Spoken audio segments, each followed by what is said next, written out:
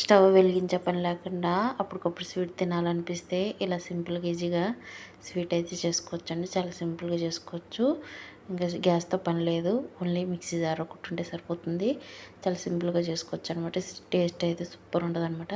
దానికోసం mixie jar తీసుకొని దాంట్లో హాఫ్ కప్ చక్కెర 2 యాలక్కాయలు వేసి మెత్తగా గ్రైండ్ చేసుకోవాలి పొడిలాగా. గ్రైండ్ చేసుకున్న తర్వాత ఒక చెల్లని ఉంటుంది కదండి, అయితే మనం జల్లించుకునేది దాంట్లో వేసుకోండి. తర్వాత ఒక హాఫ్ కప్ కాజు, ఒక హాఫ్ కప్ బాదం, ఇంకా ఏమైనా డ్రై ఫ్రూట్స్ ఉంటే పిస్తా, ఎండు ఖర్జూరం ఇలాంటివి ఏమైనా ఉంటే వేసుకోవచ్చు అనమాట.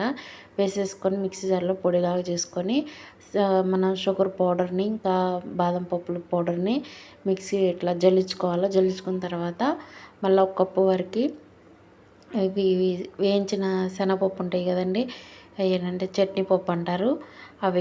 అవి మిక్సీలో పట్టుకొని మెత్తగా పౌడర్లో పట్టుకొని దాన్ని కూడా జల్లించి తీసుకోవాలి. మొత్తం మిక్స్ చేసుకున్న తర్వాత కొంచెం కొంచెంగా మనం పాలు యాడ్ చేసుకుంటూ కొంచెం లైట్గా పాలు కొద్దిగా ఎక్కువ యాడ్ చేయొద్దండి, మళ్ళీ లూజ్ అయిపోతుంది. నాకు కొంచెం ఎక్స్ట్రా పాలు పడ్డాయి, అందుకే కొంచెం లూజ్ అయిపోయి చేతికి అంటుకుందనమాట.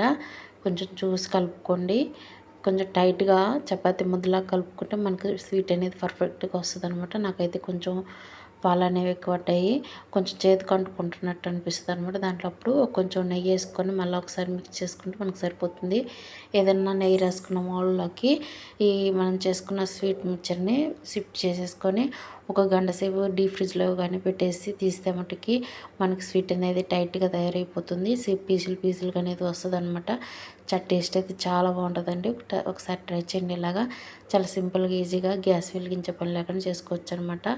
టేస్ట్ అయితే సూపర్ ఉంది. పిల్లలకు కూడా మంచి హెల్తీ రెసిపీ అండి. నచ్చితే లైక్ చేయండి, కామెంట్ చేయండి ఎలా అనిపించిందో. మరిన్ని వీడియోస్ కోసం మన ఛానల్ అయితే సబ్స్క్రైబ్ చేసుకోండి. Thank you for watching.